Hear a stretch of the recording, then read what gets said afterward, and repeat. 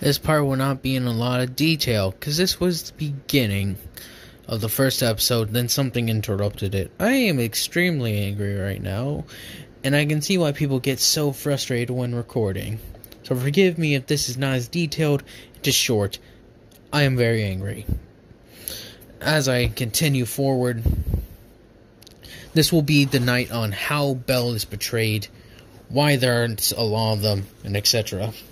So after winning a major battle, Belle and his team sorta are still on edge, because after a thing like this, they realize that they're probably gonna get hit hard. He brings this to the other knights, and they sort of just relax. Be the watchdogs if you want. And as I continue forward, there's three knights that just betray them. They give information, poison, and intoxicate their troops, getting them to let their guards down extremely low. But as I continue, Belle and his little troop will work together and keep an eye out. As soon as they see the blackguard, they alert everybody, but it's too late. People are intoxicated, drunk, and poisoned. Intoxicated, drunk, same difference, but you know what I mean. And as they're sort of like fighting this failing retreat with Belle and his like personal guard, he kills the 3 traitor knights. He kills several captains and takes out 500. This was a large majority of the blackguard, like 1/10, like a quarter of the legion that remains. There was a lot more in the beginning, but now they've just been taken down. Or maybe like even 1/20th or whatever, I don't know. But it's easy to say that the Blackguard Legion is like making up majority of the forces that are fighting. But as I digress, they sort of continue forward, and they start cutting down the best of the Blackguard. His personal pack is doing this. They get cut down and covered the retreat of so many that all that remains is like 550 of his personal pack. And the others have split off. And as I will explain shortly, there's a commanding role. Like, they take over commands, because the other guys, a lot of their commanders were cut down, so the Feral Fang sort of steps in and takes that position and keeps them together, just barely. As they return, he like goes to Boreas. He's like, Boreas, we were betrayed, and gives the whole rundown. Now, this will be a lot shorter, and I'm sorry that I can't give these great details, but it is truly irritating that I was recording, and one little update or something comes up and just screws up the entire thing. This was supposed to be like a 40+ minute video, as typical. But as I digress, Belle, I was discussing things about this earlier, so I'll discuss it later. And so it'll be kind of inconsistent on where other things are. So forgive me for that. I ask you to forgive me at least. But as I continue forward, he sort of like gives a rundown, and this is how he's placed as the personal guard to Lord Hark. And as he's had these things and gives the whole rundown on how they were betrayed, cut down. There's like 3 guys left at this point. I believe I say that before. Crap.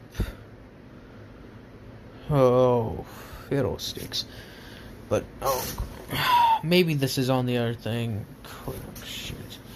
But as I digress, he sort of gives a rundown on everything that's happened. Now I'll talk about how low-key and all this is perceived.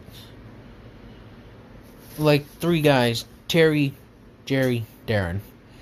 There are 3 remaining. He sends them off to do their thing, to like give orders. Take as much of the Feral Fang that are left, just get out, because that's his command. He like talks to Boreas about how he feels about this war is just dumb and stupid. At this point, he isn't losing hope. He's just fed up. He could keep fighting, but he just is fed up with how pointless this war was. How just some greedy men caused so much death and destruction. But as I continue, him and Mary get married. They've never really had time to... They do love each other, like boyfriend, girlfriend. They just never really were able to get those because of the war.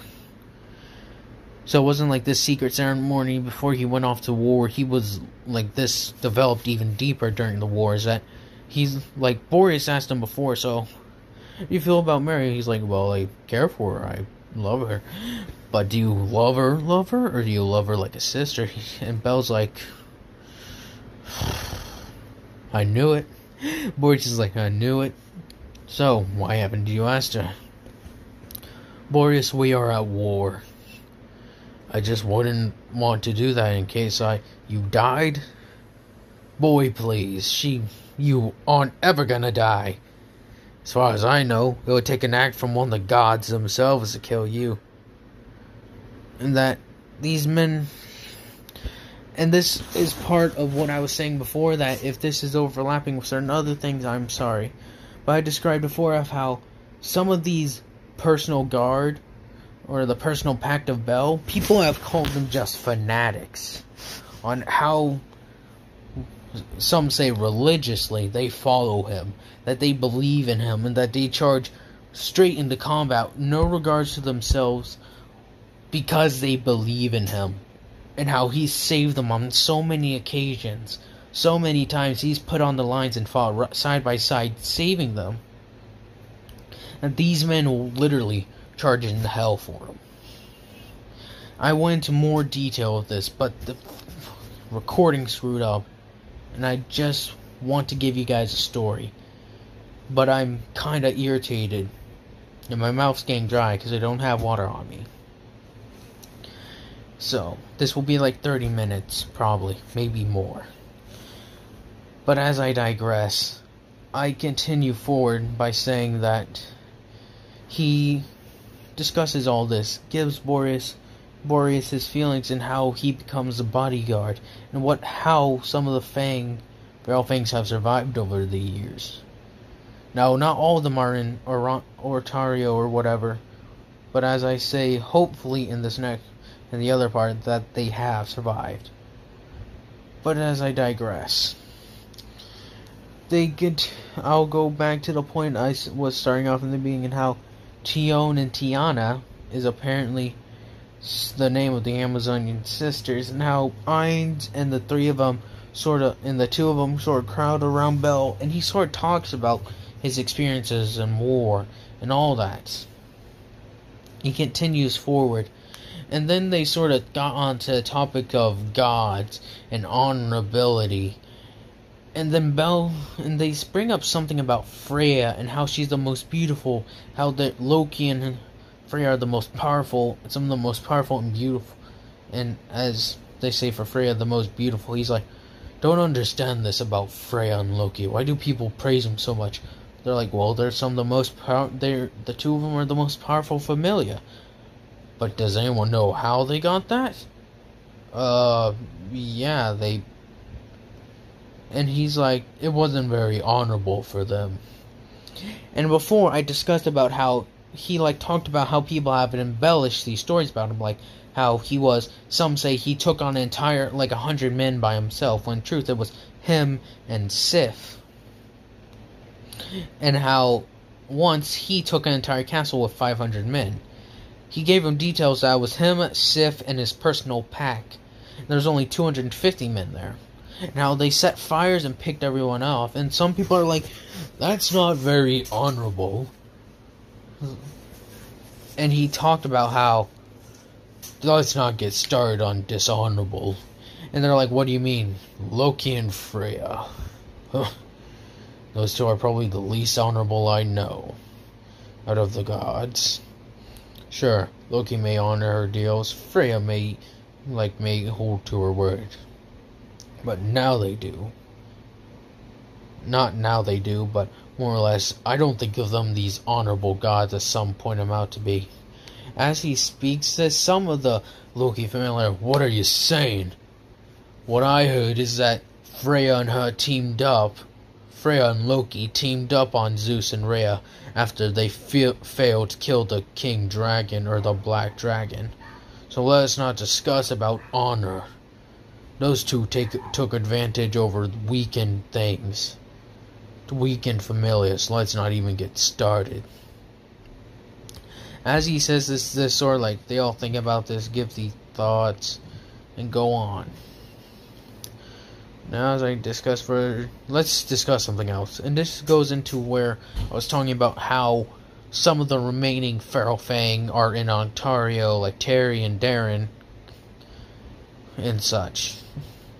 And some of the remaining 10 go to meet Hestia and all that. This is going to be jumbled up as heck. I know this and I'm sorry.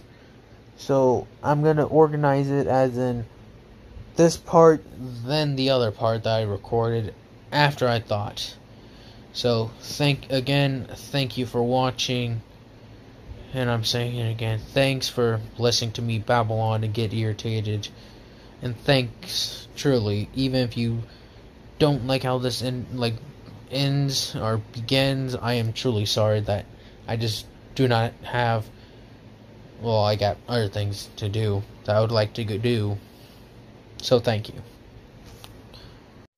Sorry about that stupid updates.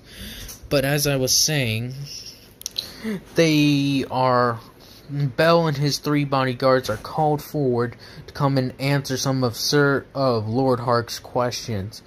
And this is like 2.5 years until the war has ended. So Bell, instead of being on the front lines, because I'll say there have been numerous, and I mean numerous, like 100 attempts on this man's life. And he sort of had to fall back to try and keep these other 2 lords, they're like, we've lost so many men already. Why are we going to keep on throwing men at this? It's like, come on, we can beat them. And as he says, and as that, Bell and his, 3 remaining troops walk in, Bell is dirty again. This happened out of nowhere, and they've just been, hoofing it to their, to the enemy lines. It took them quite a while. It was at the 2.2 year mark, I would say. And then, they got betrayed, and now they're, forced back. They've been, fighting a retreating battle, just constant. And that's why he has only 3 people left of his main bodyguards. He talks to them like, I will not see us all wiped. I say you all leave. But this is after the whole discussion with the Lord. He's like, Sir Artorais. He's like, Lord Hark. And he, sees the other couple lords. Sorry, I keep on turning the yawn. And he, kneels down. He's like, my other lords. Lord Hark, you summoned me, yes. Give us a status report on what happened. We were betrayed by 3 of our knights. Some of them seemed jealous of me. They also sent down the elite Blackguard forces and a large majority of their forces. We cut them down quite a bit, but significant numbers were lost, my lord. And as they're explaining this, the other 2 lords are like, see, we cannot win. The Blackguard are tearing through even him. He's like, don't you dare. As he regains his composure, because they're talking that their lives were just wasted when they didn't even fight beside these men. They've just been calling shots with their men. They haven't had any control. They just give orders, and those orders go down the line. So they have no idea what some of these troops go through, because they are lords. And as some say, they have the silver spoons in their mouth. They're not like grunts. They're given high positions at birth and just sent to fight. They get command and then that's it.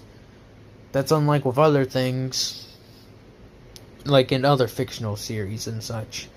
Is that the lords aren't even, just forget. And that he says, you have no idea what it's like to fight on the front lines. And as he's saying this, Lord Hark is like, calm down, that's an order. He's like, forgive me, Lord Hark. Like, the other two were generally scared because this 9'11" dude literally just shouted at them and was, like, enraged at what one of them just said. Like, you're throwing lives away for nothing. They may be grunts, but they're still lives. And he's like, shut your mouth. Well, he's, like, making it seem like they were less worth than, like, you're just throwing pieces into the gutter now. It's like, don't you dare call them pieces. And they sort of back off and like quiet down because Bell is the real man here. He's like, what is our orders, my lord? We need to be on the defensive of this. You will.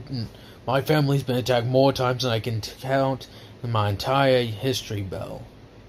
Or Sir Artorais.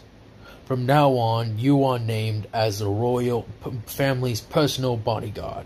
Do I make myself clear? He's like, but my lord, I can be more useful. You aren't useful if I'm dead. You'll be defending me and my family. Is that clear? He like looks to three men standing beside him and Sif. Sif is like, you'll be the royal watchdog in a sense, and your primus or commander or captain, whichever you prefer to call him, he'll decide what to do with you. And as they say this, he like walks out, and they all just like, the two lords like follow him, and they all like walk out, and the other two are like, so I guess we're glorified sentries. And the other two like, got a point there. Got a point there, Darren. Oh, shut up. Shut up, Jared. And everyone's like, come on, guys. And this is Terry. And as they're all saying this, he's like, do you have any contact with the remaining Wolves Guard? Or the remaining marauding wolf? The remaining Feral Fangs. I'm just gonna call them Feral Fangs. Got any remaining on the Feral Fangs? A bit. Not a lot of us have survived. Most of us are leading the remnants or renegade troops that have survived. Send messages to them. Tell them to leave. They're like, what do you mean? I can see this. We're gonna be on the defensive. And tell them to go get more men if possible, but men, I feel like this is coming to an end. As he's saying this, he's like, I would not rather see all my brothers die. And as they're like, you gotta do this to him, he's like, shush. And as he says this, they all like kind of quiet down. He's like, you all are brothers to me. We followed each other into hell multiple times. I will not see all you cut down. I will not. You will take the men they can and leave. And after they like sort of get these orders, they like sort of have final goodbyes. And they all go off. They like deliver the messages. And at this point, there's like so few actual pack or even the Feral Fangs. Like I said, they're just in like positions of command, because like all the other companies could not compare to Bell's company. So there's like a maximum of 30 left, like commanding positions. And as these orders are delivered, we have to leave. Why? We can't just abandon our country if some of you want to stay. But the Feral Fangs have been ordered to leave. By who? By Bell or Sir Artorais. He believes we should not all die, and that at the very least we should all come back with vengeance. We will annihilate the Blackguard if it is deemed worthy. If we are deemed worthy of chasing such a goal. And as they're all speaking this, some of the other legions or like little companies like follow, but a lot of them like return to service. They're like, We understand what you mean. Sir Artorais is known for Black God's bane. He even killed one of their generals. We understand. Go. We will not judge and we will not tell anybody. As this happens, I'll say it again, but like they had 4,500? Like 4,500? Now they're like back up to 5,000. But the opposing army still have 7,000. And a large majority of those are the Blackguard. So, this fight is a losing fight. And as they say this, Bell has a nice year of protecting his people and being close to Mary once more. Mary and Bell... I'm trying to decide whether to do this or not. Screw it, I will. Mary and Bell get married. Simple, plain and simple. Now, some of you may think, what? This doesn't make sense. Well, think about it. They've been together for years and years. They sort of had those feelings, but since the whole war got kickstarted off, they weren't really able to get those feelings. So while Bell's there, he like sort of proposes and such, and they get married. It's like a short little thing, not like a da da da da. It's just like a few people. Sir Boreas there as like as Belle's father, and the then mother or Mother Teresa as like both their mothers. And as they do that, they get the whole priesthood thing and blah blah blah. And they go on, have a happy life until the final night where Belle's like, I'm tired, Sir Boreas. I've lost so many good men, brothers, to this war. And he sort of like gives his confession to Boreas that he sent the rest of the Feral Fangs away, that there wasn't even enough to make a difference. And he's like, I've been playing a giddy, I believe the word is giddy up century, or like a, just, you know what I mean. And as he says this, Boreas is like, I understand what you mean, Belle. Your company has done more for this war than any of ours. Than 4 companies put together, that's including mine. You've all earned your rest. As he says this, Belle like sort of like, thank you. But Mary like comes, snatches him away, bye. And as like Belle takes off his like serious sadness, he like goes back to happy. Yay, yay, yay, yay. Now we'll not discuss anything else about this. Simple. Now, he sort of like, and as I was saying earlier, this just went off completely different than when I was going with it. He sort of just, the entire, like, I'll say, like, two of the guys, actually, who was, like, part of his personal guard, are alive. They're like, he's intolerable. We must go.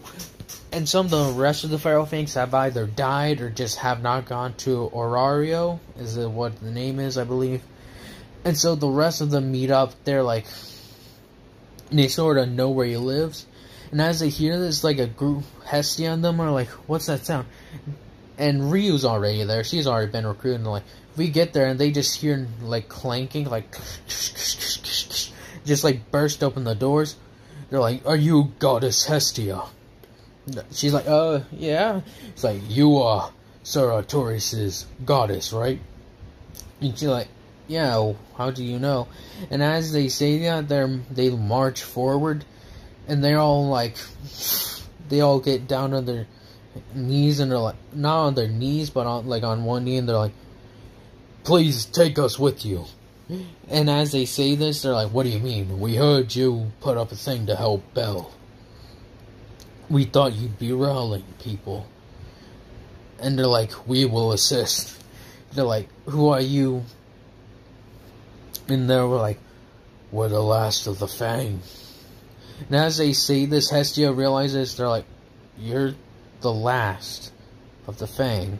It's like, yes. We are the last of the Bell.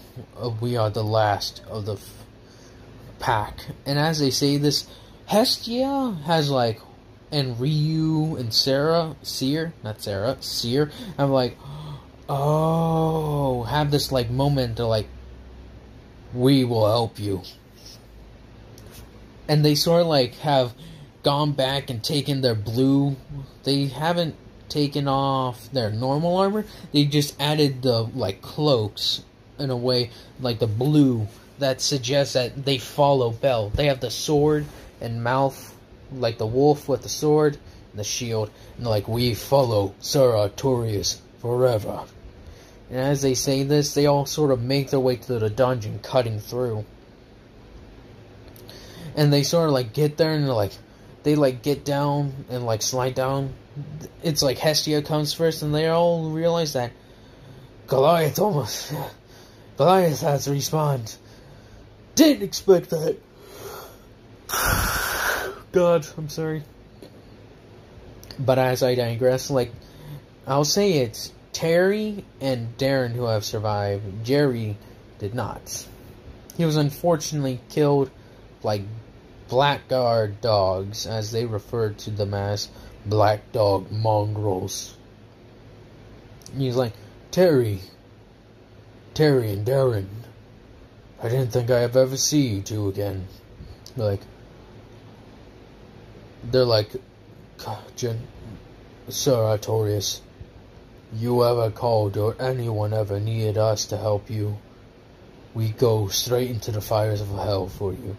He's like, I for you. As like the remaining 10 men like bow, like sort of on their knees and remove their helmets, they're like, we are still loyal to the wolves. To the two wolves. Or as in this case, 3 wolves. Because they like, some of them like caught on to like the name of Fenrir's Night. And they're like, we are there for the triple wolves. As they hear that, as they say this, like, everyone's just like, oh yeah, Fenrir's Wrath whole thing. And I digress. This is gonna be a long ass video. Yeah. And they sort of continue on, and now here's a part that I've been dreading to do. The rest of the group are like kinda, Terry and Darren have taken out like 5 men. They're like in squads, and they like follow Bell around.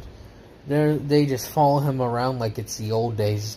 They all just start bantering about, remember that time when Darren fell into a pit? And they all just start laughing, oh, that was good. Terry's like, yeah, remember that time, Jerry? They all hear this and like, Jerry, good man. Shame he wasn't here today. They're like, aye.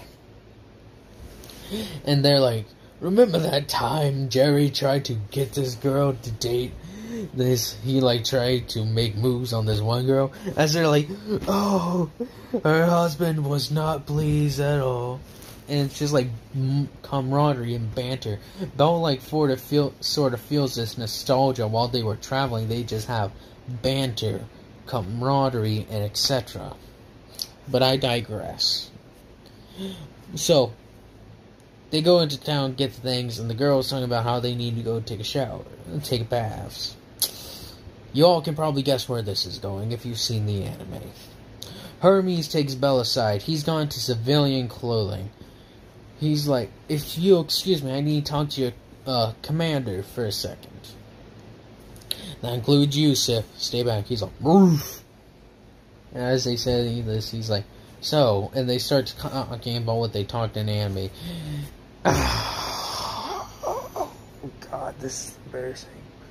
Then he stops and he's like, he talks like how Bell's grandfather talked. And he's like, we shouldn't be doing this. As he does that, like, Bell goes put a hand on his shoulder. He's like, we shouldn't be doing this. Let's go.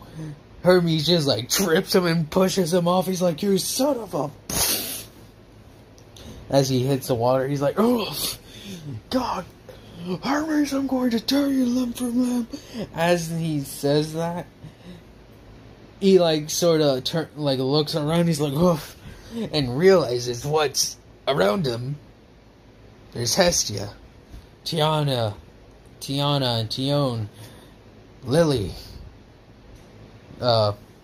Valerie, Joan, not Ryu, eyes, and all of them. He's like, it was, he like covers his face. I'm sorry. Blame Hermes. Yeah, he tricked me. The Dasha. As he like curses, he's like that mother. And as he says that, he's like, I'm so sorry. He like walks away. He's like, I did not mean to see that. Oh god. As he's just wandering, like trying to like, now I'm all wet. And now they go forward, and he finds Ryu. And then he's like, she throws her little knife. He's like, God, I'm sorry. Why? Why does this keep happening to me? He's like, oh, this is so embarrassing. And then Ryu was like, I know you wouldn't do this on purpose. Let me guess, Hermes. He's like, yeah. And as they go forward, she brings him to the burial site of her familia. He sort of realizes what this is. I'll say he was in normal clothing, but he's never making the mistake again. He's always having that sword and shield with him. Not even a thing of negotiation. He will have those on him all times. And as he says this, he sort of realizes, he's like, sees what happens, takes out his sword and like puts it in the ground and like kneels. Because he can see a warrior grave when he sees it. Because he's had to do plenty of these after some very, very brutal battles. That they didn't have time to give him proper burials. All they had to do is that they literally had to win that battle and move on to the next. He sort of kneels down, she gives the explanation. As she explains, like, I went on a revenge spree and killed the entire familia, so you'll just be disappointed in me. He sort of like says, shut up. As she like looks back, he looks at her like, don't ever say that. I know what revenge is. And I pursued it. Vengeance is sometimes necessary for certain things. And he explains the blackguard and all that. And how he lost like 100 troops, like 100, not even like 100, but he lost very close friends to them. And he's like had this beef with them. And he's like torn through, like I said, close to 500 of them and killed plenty of leaders. And he's like, it wasn't just war, it was vengeance and payback. As they like realize this, they sort of just walk and talk. He gets to know her better, she gets to know him better, yada yada. And as I digress, this is where I'm gonna have to end it. This is getting too long. Thank you for watching. Have a nice night.